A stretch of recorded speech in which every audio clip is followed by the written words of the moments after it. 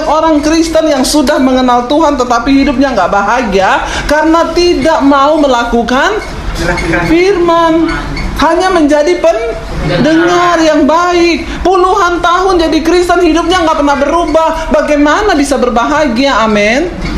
Kekristenan itu adalah perubahan hidup. Amin. Kita menjadi Kristen kayak apa juga lamanya menjadi Kristen 60 tahun, percuma kalau hidupmu tidak berubah. Maka pasti tidak akan berbahagia. Orang yang berbahagia itu yang hidupnya berubah. Kerinduan kami Tuhan supaya hidup kami terus memuliakan nama Tuhan. Apapun yang Tuhan sedang izinkan terjadi dalam hidup kami mau taat kepada Engkau ya Bapa, karena kami tahu semua yang Tuhan lakukan dalam hidup kami adalah untuk kebaikan kami. Berbicara bagi setiap kami malam hari ini Tuhan, bawa kami untuk selalu mengerti rencana dan kehendak Tuhan dalam hidup kami, supaya hidup kami ini bahkan waktu yang sisa yang masih Tuhan berikan sungguh-sungguh kami boleh pakai untuk menyenangkan hati Tuhan. Terima kasih Bapa, urapi setiap kami malam hari ini, urapi hamba-Mu yang tidak ada apa-apanya, sampaikan isi hati-Mu di tengah kami. Kami buka hati kami bagi firman-Mu dalam nama Yesus. Yang percaya Tuhan di tengah kita memberkati kita, mari katakan bersama amin. Pertama sorak-sorai buat Tuhan. Silakan duduk saudara Bapak Ibu yang terkasih. Ya, shalom. Bagaimana kabarnya? Iya, luar biasa. Hari-hari ini semakin panas ya, karena mungkin nerakanya mulai bocor ya. Udah akhir zaman, kita harus semakin berjaga-jaga. Amin saudara. Saudara, dalam hidup ini yang dicari manusia itu semua adalah kebahagiaan. Saya mau tanya dulu malam ini, siapa yang sudah merasa berbahagia? Ya, sudah merasa berbahagia nih, jujur loh ya, angkat tangan. Yang sudah merasa berbahagia, hidup saya ini bahagia banget, tolong angkat tangan. Ya, ini kok angkat. Ya, ini angkat tangannya kok sambil mengejek diri sendiri ya. Kayaknya angkat tangan tapi menertawakan diri gitu ya. Ada suami yang angkat tangan kayaknya bahagia dalam hati istrinya. Lu bahagia, gua enggak. Iya saudara, semua manusia itu pasti mencari kebahagiaan. Tapi kita mau lihat ya, karena konsep bahagia kita dengan konsep bahagianya Tuhan itu beda. Amin. Bener nggak konsep bahagia kita? Oh, kalau saya punya rumah ya 10 yang harganya 10 eman lah, udah hidup saya bahagia. Ya, ada orang berkata kalau saya punya uang di tabungan ya cukup ya, misalnya 50 M lah, saya udah bahagia. Tapi apakah benar seperti itu? Enggak kan? Saya ketemu ada banyak orang kaya raya ya yang uangnya banyak tapi nggak bahagia tuh. Lalu apa sih arti kebahagiaan menurut firman Tuhan? Mari kita baca. Yang pertama, siapa yang berbahagia di dunia ini? Yakobus pasal yang pertama ayat yang ke-25. Yakobus pasal yang pertama ayat yang ke-25 berkata begini. Kalau sudah dapat kita baca sama-sama. Yakobus 1 ayat 25. Tetapi barang siapa meneliti hukum yang sempurna, yaitu hukum yang memerdekakan orang, dan ia bertekun di dalamnya, jadi bukan hanya mendengar untuk melupakannya, tetapi sungguh-sungguh melakukannya, ia akan berbahagia oleh. Ayat ini berkata, saudara, kita semua percaya bahwa firman Tuhan itu ya dan amin. Amin. Semua yang tertulis dalam firman Tuhan itu benar. Ayat ini berkata begini saudara, barang siapa meneliti hukum yang sempurna. Hukum yang sempurna itu apa? Alkitab. Nggak ada hukum yang lebih sempurna dari firman Tuhan. Mau hukum manapun saudara pasti ada kelemahannya. Yang tidak ada kelemahannya, yang tidak ada celahnya, hukum yang sempurna yaitu hukum Tuhan, yaitu firman Tuhan. Nah, di sini dikatakan berbahagia siapa yang meneliti hukum yang sempurna, yaitu hukum yang memerdekakan orang. Lo lucu toh saudara, hukum yang lain itu menjerat orang, bener nggak? Lo harusnya kan hukum itu menjerat orang, tetapi ayat ini berkata hukum yang sempurna yaitu firman Tuhan memerdekakan orang. Padahal semua hukum itu dibuat untuk menjerat orang, bener nggak? Ya saya kasih contoh, saudara. Orang-orang bilang begini, loh kan kalau nggak ada hukum maka tidak ada pelanggaran. Hukum itu dibuat untuk pinter sekali melanggar. Ya, ada sebagian orang bilang iya, hukum itu dibuat untuk dilanggar, karena kalau tidak ada hukum tidak ada pelanggaran. Contoh di lampu merah, kalau nggak ada lampu merah kan kita bebas aja menerobos itu ya, mau siang, mau malam, mau jamnya kapan aja. Tetapi karena dipasang lampu merah, lalu ketika lampu merah menyala kita terobos, maka terjadi pelanggaran karena sudah ada hukumnya. Nah, kalau hukum dunia ini itu mengikat, menjerat orang, tetapi hukum Tuhan, Alkitab berkata, firman Tuhan ini memerdekakan. Justru kita yang terjerat, kita yang terikat akan dimerdekakan. Waktu kita belajar melakukan firman, maka hidup kita dimerdekakan, saudara. Ya, dan saya percaya firman Tuhan berkata, makanya ada orang-orang yang tanya gini, Bu, kalau orang itu bertobat, dia harus didoakan pelepasan nggak? Ya, memangnya harus ya Bu, ketemu pendeta lalu didoakan pelepasan lalu muntah-muntah? Tidak semua. Firman Tuhan berkata begini, di mana ada kebenaran, di situ ada kemerdekaan. Kalau kita rajin melakukan firman Tuhan, maka pasti akan terjadi kemerdekaan. Dulu kita suka marah-marah, kita baca Alkitab, bersukacitalah senantiasa. Saya mau bersukacita terus, tiap hari sukacita. Kita melatih diri.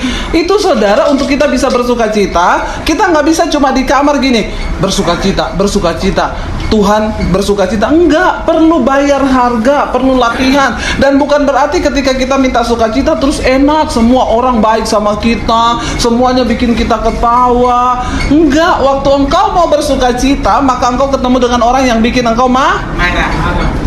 Amin. Tetapi ketika engkau belajar untuk taat kepada firman Tuhan, maka Tuhan bilang lah, itu kan ujian. Kita pengen sukacita, ketemu orang yang bikin marah, itu berarti ujian. Makanya harap tenang, ada ujian. Ya, kalau saudara ketemu orang, ya harap tenang lah ya, mungkin ini ujian, ya disabar-sabarkan aja, karena Tuhan itu membentuk kita. Nah saudara, Alkitab berkata orang yang berbahagia itu adalah orang yang meneliti hukum yang sempurna, yaitu firman Tuhan, ya, lalu dia yang memerdekakan orang dan ia bertekun di dalamnya. Dan bukan cuma bertekun, ya, dikatakan, jadi bukan hanya mendengar untuk melupakannya, tetapi sungguh-sungguh melakukannya.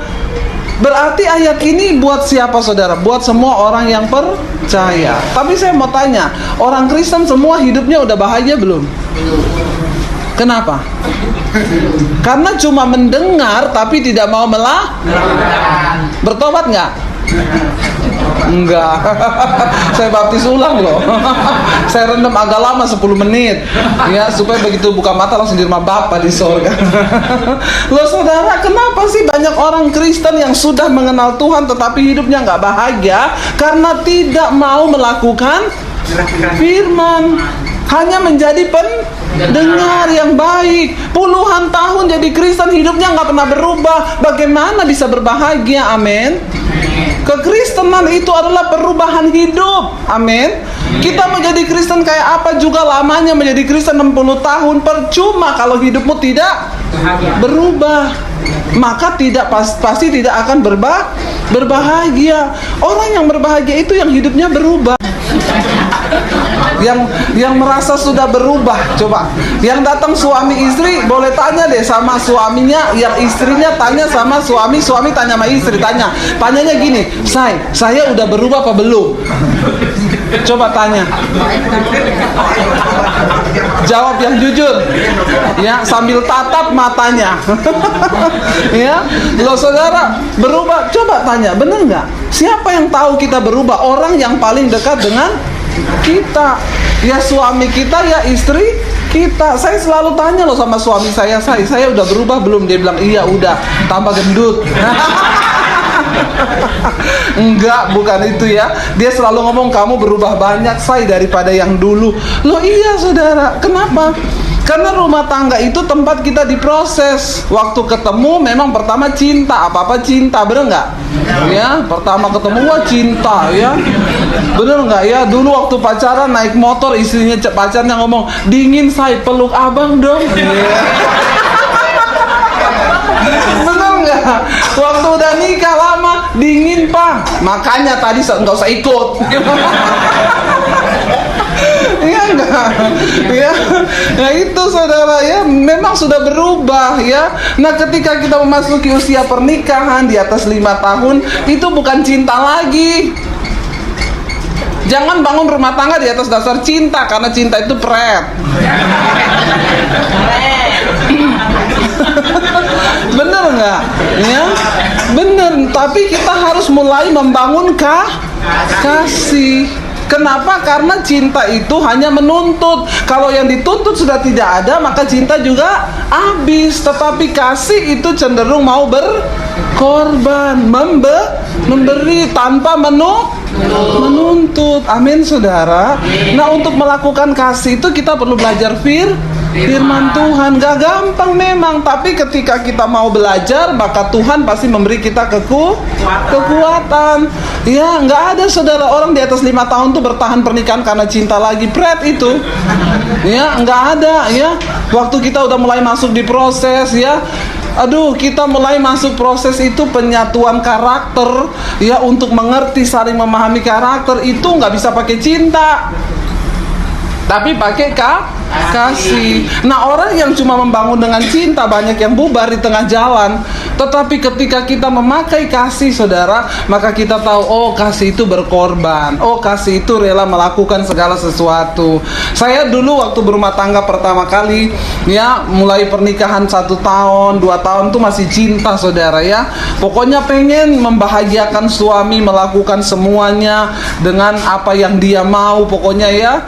Lalu saudara dulu pertama menikah ya begitu ya, dengan cinta, kepengennya pokoknya melakukan yang terbaik, pokoknya melakukan apa aja gitu ya. Setelah mulai hamil anak yang pertama ya, dulu bangun pagi bikinin dia kopi sarapan, masih dengan cinta ya, karena belum hamil, belum punya anak. Begitu punya anak 1, mulai ngidam, punya anak 2, punya anak 3 kecil-kecil ya, udah rempong ngurusi anak 3 kecil-kecil. Saya nggak pakai pembantu, dulu ngurus sendiri, saudara, 3 ya, itu jejer-jejer. Ya bener ya, saya bisa bicara karena saya mengalami. Nggak pakai suster, nggak ada suster-susteran. Orang kita hidup hamba Tuhan, bener nggak? Ngurus diri saya sendiri aja susah, bagaimana mau pakai suster, mau bayar apa, pakai apa gitu ya. Itu saudara, saya udah rempong. Dia tanya, kopi mana nih? Ada tangan 2, kaki 2, bikin sendiri di dapur. Bener nggak saudara? Kenapa? Cinta mulai luntur. Kesibukan, kecapean, faktor ekonomi bisa membuat kita berubah ya. Lalu saya terus hidup akhirnya kalau udah begitu, panas hati nggak? Panas. Jengkel nggak? Jengkel. Kalau kita biarin terus sampai akhirnya saya pikir, aduh kalau saya begini terus bagaimana ya? Tuhan tolong saya, Tuhan saya tahu ini nggak bener. Orang itu saudara, kalau kita marah, jengkel, cemberut, yang rugi juga kita sendiri kan. Akhirnya kita sakit kepala, ya banyak penyumbatan lah apalah.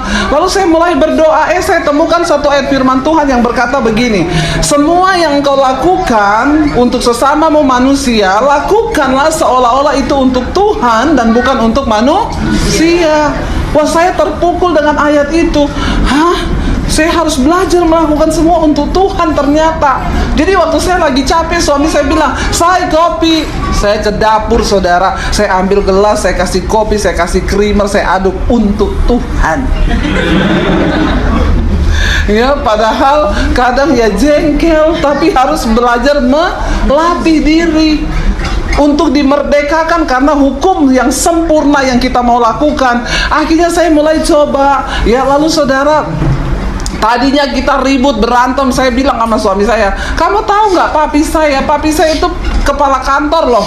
Tapi dia itu turun ke dapur, dia masak, dia ngurusi rumah. Nggak kayak kamu yang karunianya bos. Dia balas sama saya, kamu tahu nggak emak saya itu ngelayani papaku udah kayak raja.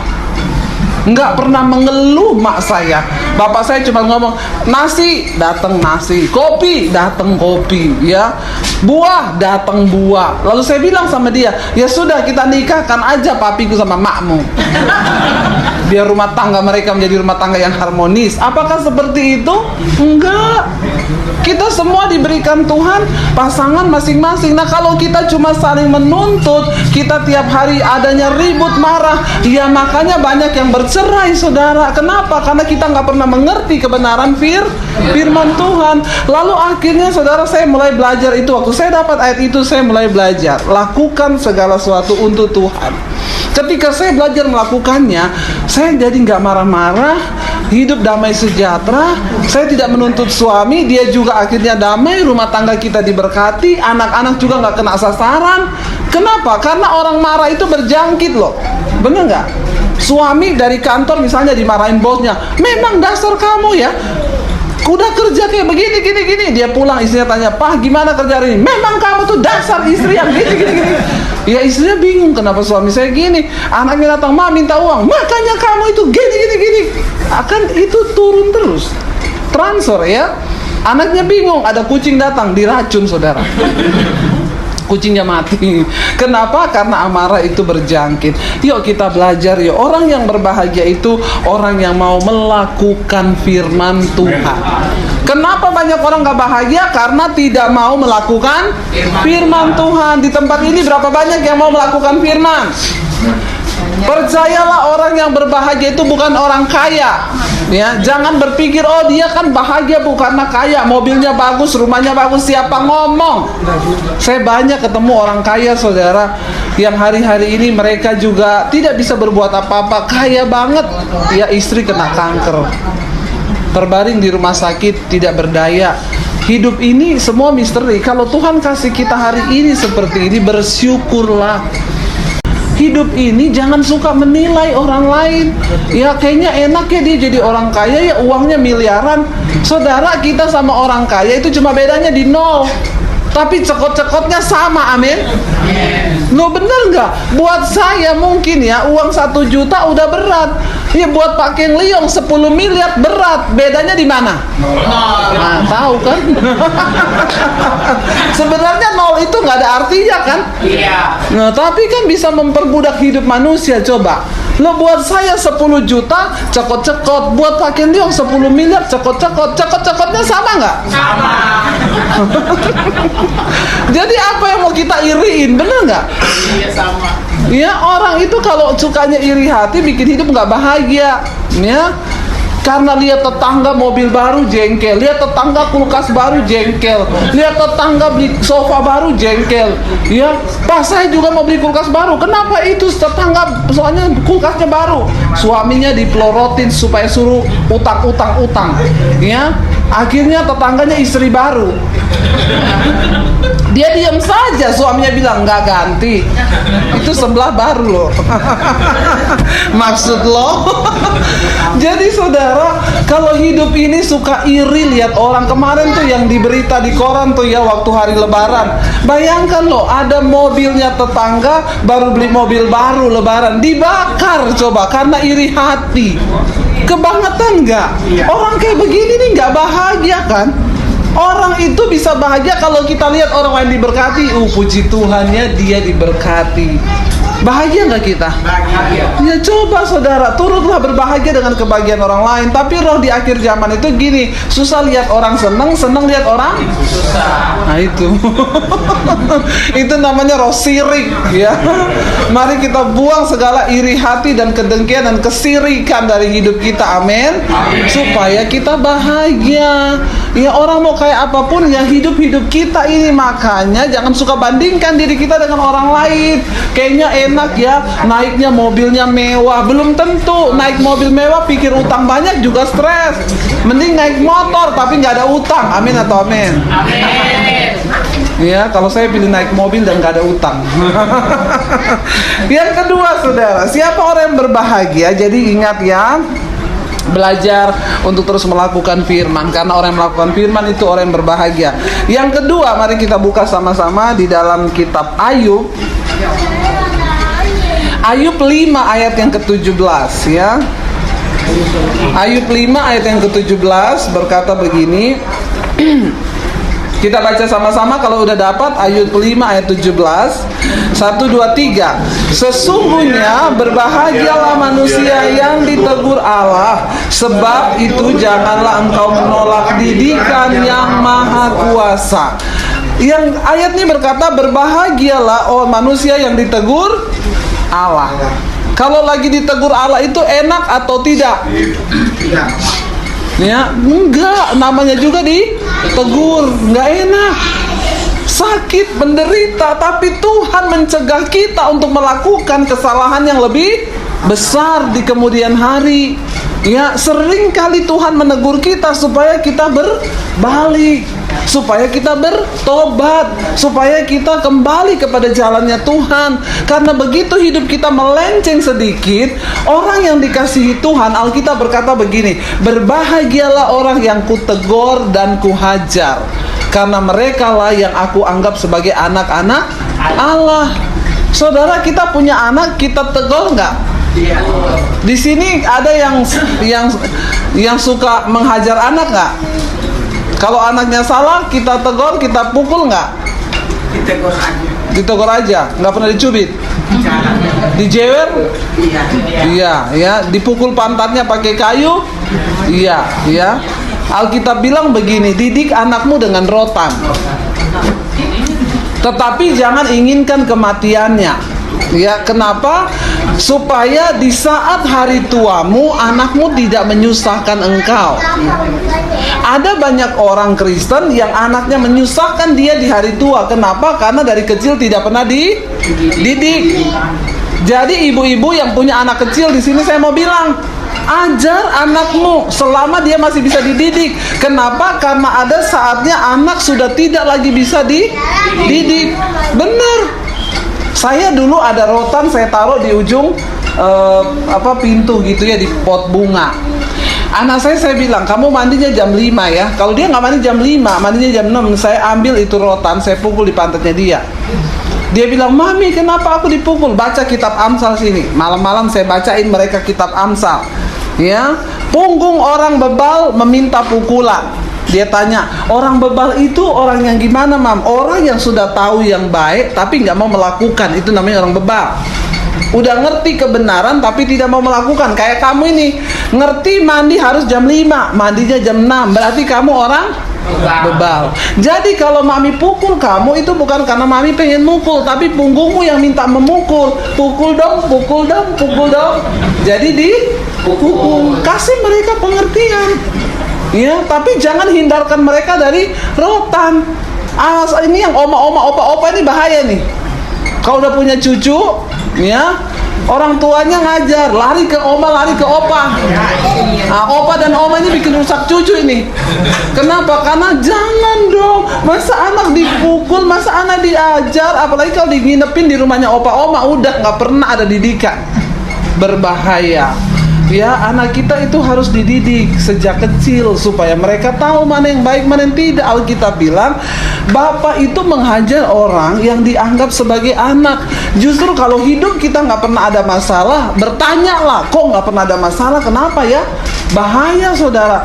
Tapi ketika engkau ditegur Tuhan, Alkitab bilang berbahagialah. Karena Tuhan ingin hidup kita semakin berkenan di hadapannya. Percayalah, orang yang gak pernah dididik itu, saudara lihat anak-anak yang gak pernah dididik, anak-anak gak pernah dididik itu menjengkelkan. Bener gak? Ya, saya, saudara, anak saya dulu ya, saya kan gak pakai pembantu. Yang kecil masih umur 2 tahun. Saya ajak pelayanan loh. Naik motor saya taruh di depan, pakai jaket berangkat. Mau ibadah duduk di samping saya di depan. Saya bisikin, dek, nanti mami khotbah, adek jangan turun-turun, duduk di kursi diem ya. Saudara tahu saya khotbah 1 jam, dia duduk anteng diem di kursi, nggak turun. Sampai jemaatnya tanya, ibu anaknya dikasih makan apa? Dikasih makan firman. Amin. Lo bener, saudara. ya anak kita tuh harus loh kita didik. Saya pernah punya teman pendeta, saudara, kita lagi ngobrol nih ya sama bapaknya ini. Bapak pendeta lagi ngobrol nih sama saya, anaknya tendangin kakinya. Papa, ayo beli mainan. Papa ditendangin sampai kenceng banget loh. Terus saya bilang gini sama Pak pendetanya, Pak, nggak boleh kayak gini loh anakmu. Enggak, soalnya dia memang dimanja sama oma opa. Nggak boleh loh. Kamu harus didik dia. Sampai saya tegur loh anak itu. Saya bilang, Dek, kamu nggak boleh sama gitu sama papamu. Papamu lagi ngobrol nih. Dia lawan saya, saudara. Apa? Saya bilang sama bapaknya, ini kalau anak saya udah saya rotan dia. Loh bener, ya. Karena kenapa kalau nggak dididik jadi begitu tuh? Kenapa banyak orang Kristen hidupnya di kemudian hari sama orang tua berontak, akhirnya orang tua dilawan sampai orang tua pun tidak berdaya lagi saudara di hari tua. Kenapa? Karena dari kecil kita nggak didik mereka firman, udah nggak didik firman, tidak dididik pakai rotan lagi. Tapi pakai rotan ya, dan Alkitab bilang jangan inginkan kematiannya.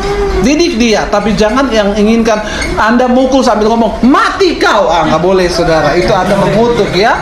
Didik dia ya sampai pada, karena kenapa? Umur SMP anak udah nggak bisa dipukul. Kenapa? Yang sakit bukan badannya lagi, tetapi hatinya. Nah, kalau hatinya sakit itu bahaya. Kita bisa pukul anak sampai SD saja. Setelah itu, ya makanya ditabur firman Tuhan, saudara. Ya, saya berdoa supaya kita di sini semuanya kita mau didik anak-anak kita, dan kita juga menyadari kenapa Tuhan izinkan kita mengalami kesakitan dalam hidup ini. Seringkali ada masalah, tekanan yang begitu kita rasa berat. Bukan Tuhan tidak sayang sama saudara, justru karena Tuhan menyayangi dan Dia ingin hidupmu berbahagia, makanya Dia izinkan teguran itu datang. Ya, tapi Tuhan, Alkitab berkata, Tuhan tidak membiarkan kita dicobai melampaui batas kekuatan kita. Dia tahu sampai di mana batas kita dan Dia mengizinkan ya sampai di situ. Ya, makanya jangan salah saudara ya, pukul anak itu dengan rotan, jangan dengan kayu. Ada orang saudara bersaksi, saya menghajar anak saya seperti kata Alkitab. Saya hajar anak saya karena Alkitab bilang di ujung tombak ada didikan. Di ujung tombak mati saudara. Bapaknya biasanya tombak babi di hutan ya. Jadi dia juga mau didik anaknya pakai tombak. Jangan. Alkitab berkata kita juga ini, kalau Tuhan membentuk kita, Tuhan mendidik kita, memang sakit, tapi ujungnya membawa kepada kebahagiaan. Siapa yang lagi ada masalah hari ini? Nggak ada masalah. Puji Tuhan, haleluya, 12 kali loh Pak Tony nggak ada masalah semua nih jemaatnya. Dikasih makan apa Pak? Ya, saya bingung, pada nggak ada masalah. Sekali lagi, yang lagi ada masalah. Ya, yang lagi tidak ada masalah. Yang nggak angkat tangan tuh berarti kan nggak ada. Yang tidak ada masalah saya doakan biar ada masalah. Biar adil kita. Saudara, jangan pernah takut dengan masalah. Kenapa? Karena tujuan kita sampai pada kekekalan. Amin. Tuhan turut bekerja mendatangkan kebaikan. Yang terakhir, mari buka sama-sama yang terakhir, ayat Mazmur pasal yang pertama, ayat yang pertama. Mazmur 1 ayat yang ke-1. Mazmur 1 ayat yang pertama. Alkitab berkata begini, kita baca sama-sama Mazmur 1 ayat 1. Berbahagialah orang yang tidak berjalan menurut nasihat orang fasik, yang tidak berdiri di jalan orang berdosa, dan yang tidak duduk dalam kumpulan pencemooh. Berbahagialah orang yang pertama yang tidak berjalan menurut nasihat orang fasik. Saudara, kalau ada masalah jangan cari nasihat sama orang. Benar. Jangan tanya sama orang yang belum bertobat. Tanya sama hamba Tuhan. Kalau perlu cari nomor telepon saya, tanya, saya jawab kalau saya bisa jawab. Tapi jangan minta uang sama saya. Haleluya, amin. Ada banyak jemaat saudara, ada masalah lari ke pendeta, Bu, pinjam uang boleh nggak 6 juta. Haleluya. Masa pendatang sama pendeta itu emas dan perak tidak ada padaku ya. Aku bisa berdoa buatmu ya. Lalu saya berdoa lah saudara ya, andalkan Tuhan dalam segala sesuatu. Tapi kalau saudara mau minta nasihat, saya sampai hari ini setiap hari terima SMS, telepon orang semua minta nasihat.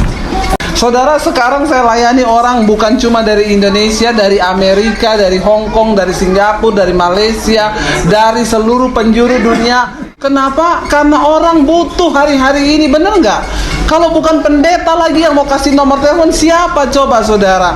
Ya nggak apa-apa, saya kasih saudara di YouTube, tanya Bu. Dan itu nomor langsung loh ke HP saya. Sampai ada yang tanya, Ibu, ini bener nomor Ibu? Iya. Ini Ibu yang jawab? Iya. Coba saya mau telepon, mau dengar nama, mau dengar suara Ibu. Mereka nggak percaya. Saya bilang, iya, ini saya. Habis itu mereka mulai cerita. Puji Tuhan saudara, ada yang kemudian mengaku, Ibu saya pelakor, saya mau bertobat. Ibu saya homo, saya mau bertobat. Ibu saya lagi tertekan, saya berdoa. Kenapa saudara? Karena Alkitab bilang, terkutuk orang yang mendengar nasihat orang fasik, yang berjalan menurut nasihat orang fasik. Kalau Anda butuh nasihat, tanya kepada hamba Tuhan supaya hidupmu dituntun kepada jalan firman Tuhan, ya. Jangan buru-buru mau cerai, tanya dulu sama pendeta, ya. Bu, ini istri saya selingkuh, saya udah mau ceraikan dia, gimana ya? Ya jangan, Tuhan tidak menginginkan kamu bercerai, perbaiki dulu, ya. Kita coba saudara dengan firman Tuhan. Lalu di situ dikatakan yang berikutnya, ya, yang tidak berdiri di jalan orang berdosa. Apalagi ini, dosa itu pencabut kebahagiaan dalam hidup manusia. Dan yang terakhir di sana dikatakan yang tidak duduk dalam kumpulan pencemooh. Jangan suka bergosip. Makin digosok makin bertobat. Bilang kanan kiri, tobat. Ya, supaya hidup kita berbahagia. Saya percaya kalau kita melakukan ini, maka hidup kita pasti berbahagia. Mari kita tundukkan kepala, kita berdoa sama-sama. Tuhan, terima kasih buat malam hari ini. Kami telah mendengarkan firman-Mu dan kami percaya Tuhan, firman-Mu itu yang membuat kami berbahagia. Terima kasih Bapa, hamba berdoa buat seluruh anggota persekutuan di tempat ini. Engkau melawat kami, Engkau membawa jalan hidup kami kepada kebahagiaan yang sesungguhnya. Terima kasih Bapa buat malam hari ini, berkati seluruh pengurus yang ada di persekutuan ini. Tambah-tambahkan Tuhan roh hikmat marifat untuk senantiasa dengan api Tuhan yang menyala-nyala, mereka tetap bersemangat untuk terus melayani di tempat ini Bapa. Kami bersyukur, berdoa bagi daerah di sekeliling tempat ini. Selamatkan Tuhan, lawat Tuhan, biarlah kemuliaan-Mu tercurah di tempat ini Bapa. Terima kasih buat malam hari ini, kami berdoa dan bersyukur hanya dalam satu nama Tuhan kami Yesus Kristus. Yang percaya diberkati Tuhan, katakan bersama.